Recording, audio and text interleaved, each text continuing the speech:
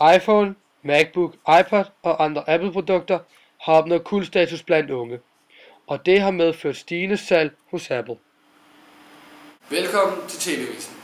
Vi begynder med dagens tophistorie. Unge er blevet en stor forbrugergruppe i nutidens samfund. De får penge hjemme, de tjener selv penge og har ingen faste udgifter såsom mad og husleje. De kan derfor bruge de penge, de tjener på, hvad de har lyst til. Og disse penge bliver i takt med forbruget stiger brugt mere og mere på dyre mærkevarer. Eksperter mener, at det er unges forsøg på at opbygge en unik identitet. Vi har derfor været ude og lave en undersøgelse blandt unge fra 15 til 18 år. Hvilket produkt vil du foretrække? En MacBook eller en bærbar PC fra et andet mærke? Jeg vil foretrække en MacBook. Nu har jeg selv MacBook, så jeg tror, jeg vil holde mig til min MacBook. Jeg nok vælge en MacBook. En MacBook. En MacBook fra Apple. Hvorfor vælger du det? Fordi at jeg kan bedre lide branded Mac end så meget andet. Så det vil jeg helst have. Fordi jeg synes, de der jeg arbejder på, og jeg har selv en. Den er lidt bedre, synes jeg. Ja. Jeg har selv MacBook, og det har jeg, fordi at jeg synes, at den er bedre til studie og sådan noget. Hvis nu du havde 1000 kroner om måneden, vil du så købe en dyr ting eller flere billige? Jeg tror nok, jeg ville spare pengene op, og så kunne købe noget rigtig dyrt, når jeg fik lyst til det.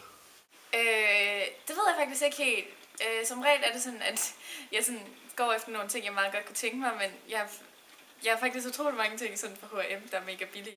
Jamen, altså, det kommer lidt an på, hvad det er. Hvis det er tøj for eksempel, så kunne jeg nok godt finde på at gå ud og købe 2 for 1000 måske, i stedet for at bruge alle pengene på bare et stykke, altså bare et par bukser. Jeg tror, det vil være lidt blandet fra gang til gang, men ja, meget blandet. Flere billige ting. Føler du, at mærkevarer som MacBook og iPhone og sådan noget er med til at vise din identitet? Det ved jeg ikke, om man kan sige, altså... Nej, det synes jeg ikke rigtigt. Det føler jeg ikke sådan rigtig... Nej, egentlig ikke. Nej, det synes jeg egentlig ikke. Det kommer mere an på, hvem man er. Men er det bare tilfældighed, at de unge i stigende grad omgiver sig med mærkevarer? Ifølge brandekspert Christoffer Bak er der en grund. Velkommen til dig, Christoffer. Hvilke faktorer i unges verden tror du er primær indvirkning på deres mærkevarefølelse? Nu synes jeg nok sige, at det er en lidt grov generalisering at sige, at alle unge opfatter ting på samme måde. Altså, de er jo forskellige. Men det, som der er med unge, det er, at de udvikler sig jo. De er jo midt i en periode, hvor de søger efter en identitet. Hvem er jeg?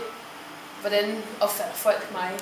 Og det er der brands kommer ind i billedet. Fordi brands, de udskiller noget helt bestemt.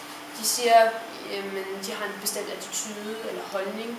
Og det er det, teenager de føler sig tiltrukket af, på grund af, at de føler, at de gerne vil vide, hvem de er. Og det her Apple for eksempel, hvis vi skulle tage det som eksempel, det har de været rigtig gode til. De kommer ind på et marked, hvor mange ting der havde været grimt, svært og indviklet, og kommer med noget, som er lækkert fedt og nemt at bruge. Og de differentierer sig. Altså det vil sige, de laver noget, som er anderledes. Og det elsker folk. Og de er kommet med noget, som er helt nyskabende. Og det er derfor, de har fået så stor succes. Så er der nogen sammenhæng mellem kvalitet og mærkevarer? Altså, nu er det jo ikke fordi, at mærkevarer er synonym med høj kvalitet. Det kan man jo ligefrem sige. Og det er jo klart, at man gerne vil have noget, der holder lang tid og ser godt ud. Men jeg vil nok sige, at det første og det vigtigste, altså sammenhæng mellem kvalitet og mærkevarer, det er, hvad udtrykker der mig. Men hvis tendensen med at købe iPhones og MacBooks fortsætter, hvad vil konsekvensen blive? Altså det, som jeg tror og ved, det er, at hver gang der kommer en trend, og lige nu er det Apple-bølgen, så kommer der altid en modtrend. Og det, som Apple oplever nu, det oplever et stigende salg og fantastisk udvikling, og de kommer med nye produkter på markedet hele tiden. Men jeg tror på et tidspunkt, vil de opleve, at der kommer den her modtrend.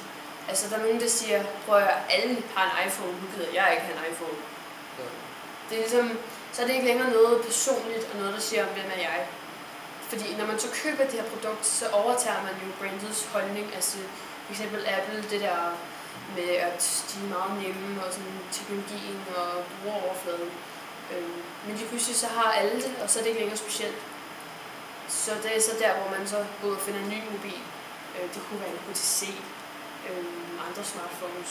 Og så siger jeg, at det siger noget om mig, at jeg er anderledes, fordi jeg vælger noget, der ikke er normalt. Tusind tak for det, Christoffer. Det var så lidt.